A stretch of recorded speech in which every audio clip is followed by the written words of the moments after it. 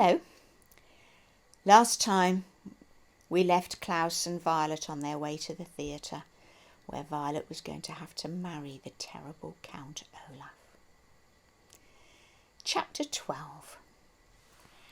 As Violet and Klaus Baudelaire stood, still in their nightgown and pyjamas, backstage at Count Olaf's theatre, they were of two minds, a phrase which here means they felt two different ways at the same time. On the one hand, they were, of course, filled with dread. From the murmur of voices they heard on stage, the two Baudelaire orphans could tell that the performance of the marvellous marriage had begun, and it seemed too late to do anything to foil Count Olaf's plan. On the other hand, however, they were fascinated, as they had never been backstage at a theatrical production, and there was so much to see. Members of Count Olaf's theatre troupe hurried this way and that, too busy to even glance at the children. 3 very short men were carrying a large flat piece of wood, painted to look like a living room. The 2 white-faced women were arranging flowers in a vase that from far away appeared to be marble, but close up looked more like cardboard. An important-looking man with warts all over his face was adjusting enormous light fixtures.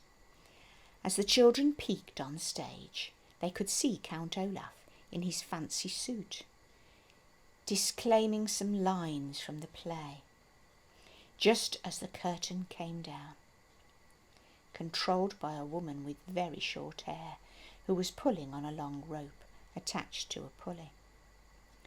Despite their fear, you see, the 2 older Baudelaires were very interested in what was going on, and only wished that they were not involved in any way. As the curtain fell, Count Olaf strode off stage and looked at the children. "It's the end of Act 2. Why aren't the orphans in their costumes?" he hissed to the 2 white-faced women. Then, as the audience broke into applause, his angry expression turned to one of joy, and he walked back on stage. Gesturing to the short-haired woman to raise the curtain, he strode to the exact centre of the stage and took elaborate bows as the curtain came up. He waved and blew kisses to the audience as the curtain came down again, and then his face once more filled with anger. "Intermission is only 10 minutes, he said, "and then the children must perform. Get them into costumes quickly." Without a word, the 2 white-faced women grabbed Violet and Klaus by the wrists and led them into a dressing room. The room was dusty, but shiny, covered in mirrors and tiny lights, so the actors could see better to put on their makeup and wigs.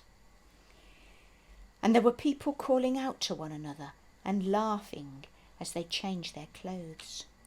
One white-faced woman yanked Violet's arms up and pulled her nightgown off over her head, and thrust a dirty, lacy white dress at her to put on. Klaus, meanwhile, had his pyjamas removed by the other white-faced woman, and was hurriedly stuffed into a blue sailor suit that itched and made him look like a toddler. "Isn't this exciting?" said a voice, and the children turned to see Justice Strauss, all dressed up in her judge's robes and powdered wig. She was clutching a small book. "You children look wonderful."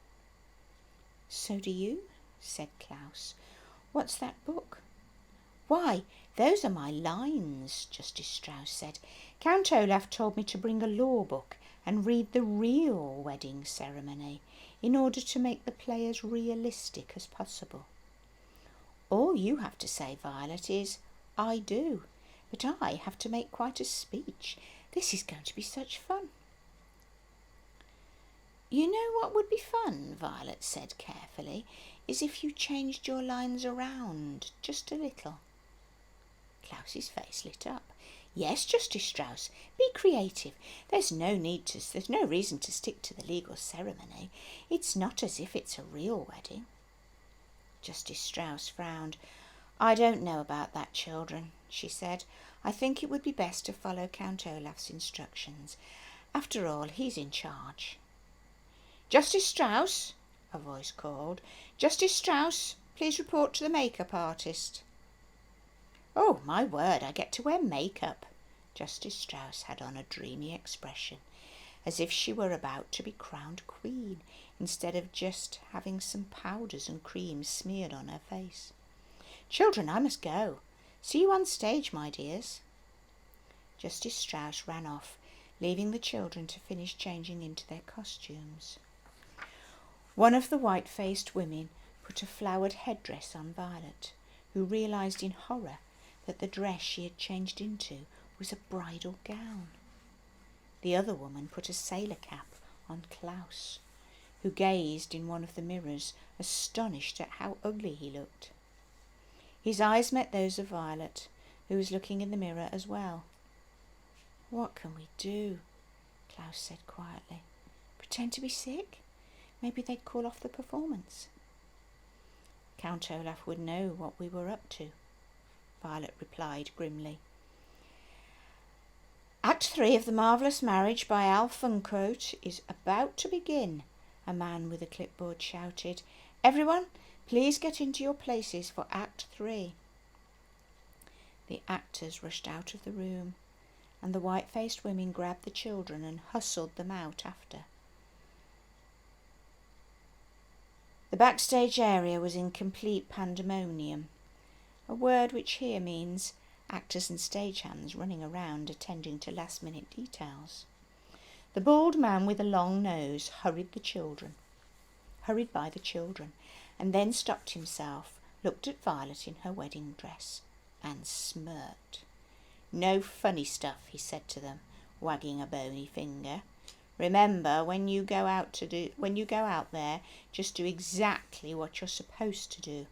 Count Olaf will be holding his walkie-talkie during the entire act, and if you do even one thing wrong, he'll be giving Sonny a call up there in the tower." Yes, Klaus said bitterly. He was tired of being threatened in the same way, over and over. "You'd better do exactly as planned," the man said again. "I'm sure they will," said a voice suddenly, and the children turned to see Mr. Poe, dressed very formally and accompanied by his wife. He smiled at the children and came over to shake their hands. "Polly and I just wanted to tell you to break a leg." "What?" Klaus said, alarmed. "That's a theatre term," Mr. Poe explained, "meaning good luck on tonight's performance. I'm glad that you children have adjusted to life with your new father and are participating in family activities." "Mr. Poe," Klaus said quickly, "Violet and I have something to tell you. It's very important." "What is it?" Mr. Poe said. "Yes," said Count Olaf. "What is it you have to tell Mr. Poe, children?" Count Olaf had appeared, seemingly out of nowhere, and his shiny eyes glared at the children meaningfully. In one hand, Violet and Klaus could see he held a walkie-talkie. "Just that we appreciate all you've done for us, Mr. Poe," Klaus said weakly. "That's all we wanted to say." Of course, Mr. Poe said, patting him on the back. "Well, Polly and I had better take our seats. Break a leg, Baudelaires." "I wish we could break a leg," Klaus whispered to Violet, and Mr. Poe left. "You will soon enough," Count Olaf said, pushing the two children toward the stage.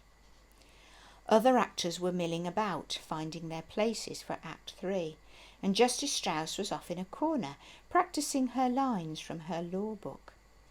Klaus took a look around the stage, wondering if anyone there could help. The bald man with the long nose took Klaus's hand and led him to one side. "You and I will stand here for the duration of the act.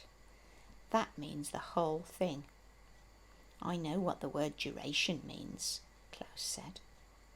"No nonsense," the bald man said.